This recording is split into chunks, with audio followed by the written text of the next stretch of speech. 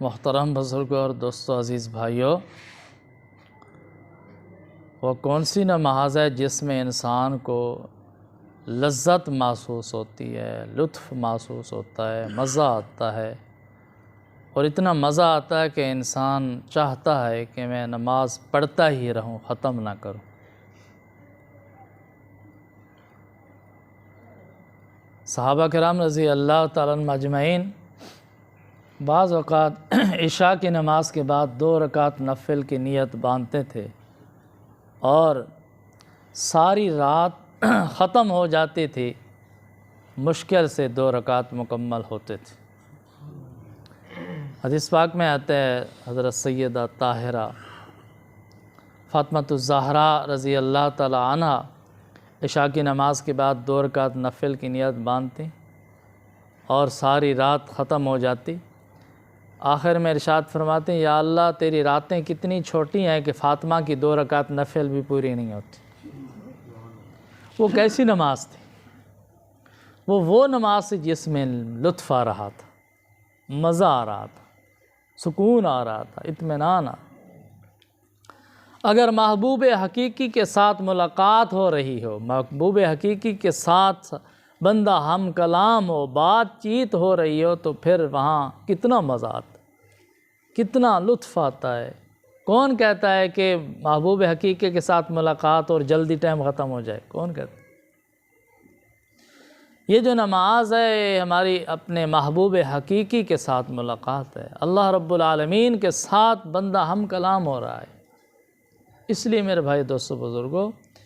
ایسی نماز پڑھیں کہ جس نماز میں مزہ آئے، لطف آئے، سرور آئے۔ وہ کون سی نماز ہے جس میں مزہ آتا ہے، لطف آتا ہے، سرور آتا ہے؟ وہ ہے خشوع و خضوع والی نماز۔ کون سی؟ خشوع اور خضوع والی نماز۔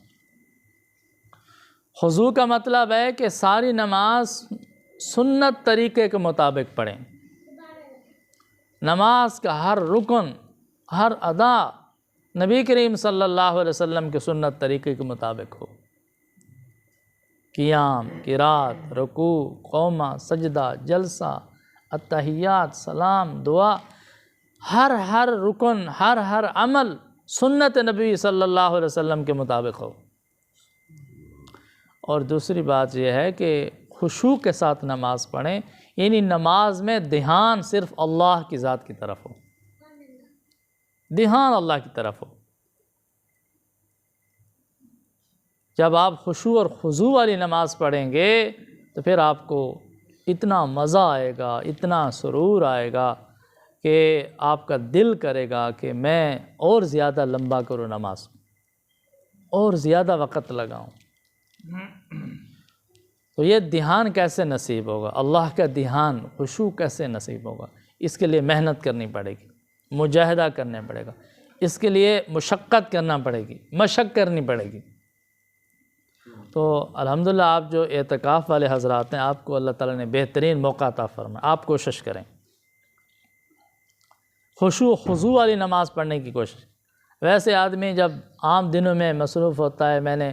یہ کام کرنا ہے، میں نے جلدی جانا ہے، میں نے ڈیوٹی پہ جانا ہے، کرنا تو نہیں چاہیے تھا ہمیں ایسا، لیکن ہم کرتے ہیں۔ لیکن جو اعتکاف والے حضرات ہیں، انہوں نے تو کہیں جانا نہیں، مسجد میں رہنا ہے، عبادت ہی کرنی ہے نا۔ تو وہ حضرات کوشش کریں کہ 2 رکعت نفل سے شروع کریں، عشاء کی نماز کے بعد، تراویح کے بعد 2 رکعت نفل شروع کریں، اور ان 2 رکعتوں کو خشوع اور خضوع کے مطابق پڑھنے کی کوشش کریں، پوری کوشش کریں کہ میری پوری نماز جو ہے ہر رکن سنت نبی کے مطابق ادا ہو، جتنا وقت لگ جائے کوئی بات نہیں۔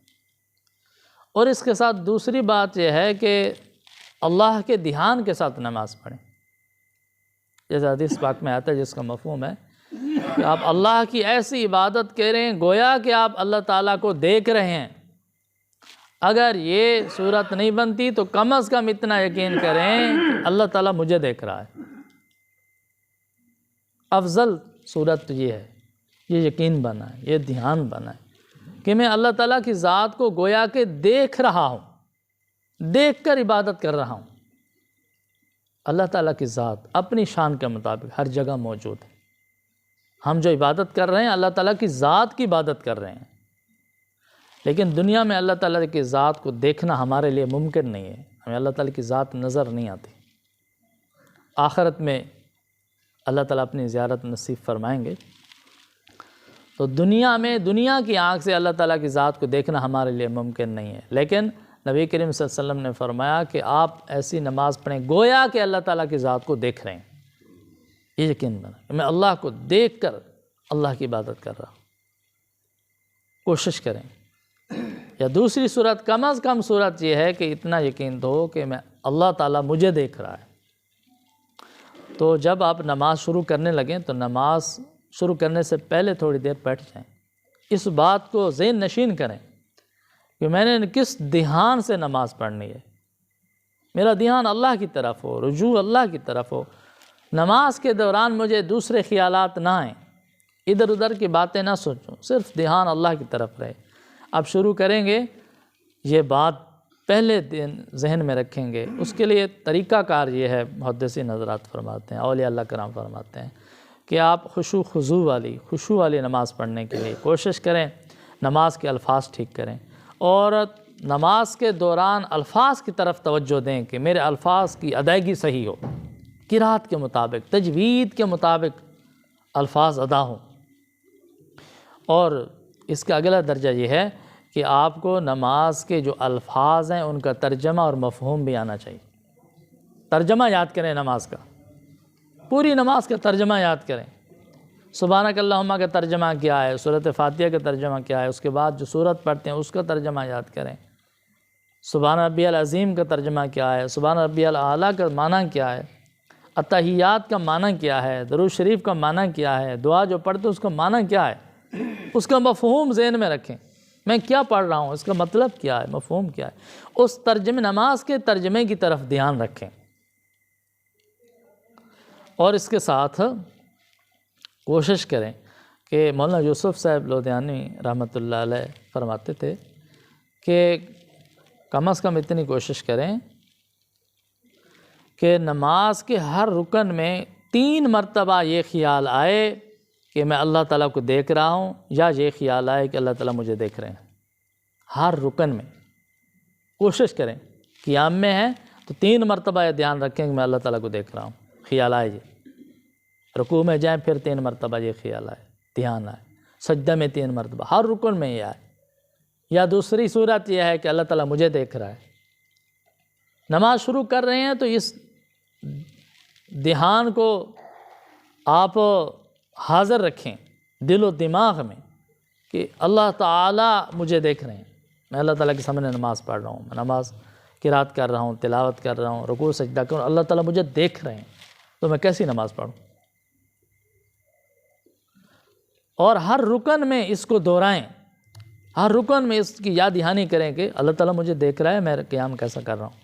اللہ تعالیٰ مجھے دیکھ رہے ہیں، میں رکوع کیسا کر رہا ہوں، رکوع میں یہ دھیان لے آئیں، پھر قومے میں یہ دھیان رکھیں، سجدے میں یہ دھیان رکھیں، جلسے میں یہ دھیان رکھیں، اتحیات میں یہ دھیان رکھیں، سلام پھیرتے وقت یہ دھیان رکھیں۔ تو آپ یہ دھیان جمانے کی کوشش کریں گے، اس وقت آپ کو پتہ چلے گا کہ نماز میں مجھے کتنے خیالات آتے ہیں۔ ویسے بعض اوقات ہماری نماز پوری ہو جاتی ہے، خیال ختم نہیں ہوتا، خیال دوسری طرف ہوتا ہے، دھیان دوسری طرف ہوتا ہے، نماز بھی مکمل کر لی، پتہ ہی نہیں چلا نماز پڑھی ہے کہ نہیں پڑھی۔ لیکن جب اللہ کی طرف دھیان ہوگا تو جو ہمارے سالہ سال کی ایک روٹین بنی ہوئی ہے کہ نماز شروع کرتے ہیں تو خیالات شروع ہو جاتے ہیں، وہ آئیں گے، کیونکہ وہ عادت بن چکی ہے نا، وہ آئیں گے۔ لیکن آپ نے ان کو ٹالنا ہے کہ نہیں، میں نے اللہ کی طرف دھیان رکھنا ہے، میں نے نماز کی طرف دھیان رکھنا ہے، قرات کی طرف، ترجمے کی طرف، اللہ کی ذات کی طرف دھیان رکھنا ہے۔ آپ ان کو ٹالیں، کوشش کریں گے ٹالنے کی، تو ایسا ہوگا کہ آپ کو پہلے اگر بہت زیادہ خیالات آتے ہیں تو جب کوشش کریں گے تو کچھ کم ہو جائیں گے، پھر دوسرے دن کوشش کریں گے تو اور کم ہو جائیں گے، تیسرے دن کوشش کریں گے تو اور کم ہو جائیں گے، خیالات آنا کم ہو جائیں گے، اور آپ کا دھیان آہستہ آہستہ اللہ کی طرف بنتا چلا جائے گا۔ اور اگر محنت کریں گے تو ایسا وقت آئے گا کہ پوری نماز میں، نماز کے ہر رکن میں آپ کا دھیان اللہ کی طرف رہے گا، اور جب پوری نماز میں ہمارا دھیان اللہ کی طرف رہے تو پھر اس نماز کا لطف دیکھنا کہ کتنا مزہ آتا ہے، پھر قرات میں کتنا مزہ آتا ہے، رکوع میں کتنا مزہ آتا ہے، سجدے میں کتنا مزہ آتا ہے، اتحیات میں کتنا مزہ آتا ہے، پھر بندے کا دل کرتا ہے کہ کاش پہ ٹائم میرے پاس تھوڑا ہے۔ اس لیے میرے دوستو بزرگوں، الحمدللہ جو معتکفین حضرات ہیں، اعتکاف بیٹھنے والے، وہ کوشش کریں خشوع اور خضوع والی نماز پڑھنے کی، تاکہ مزہ آئے، لطف آئے، سرور آئے۔ تو دعا ہے کہ اللہ تعالیٰ ہم سب کو اور تمام مسلمانوں کو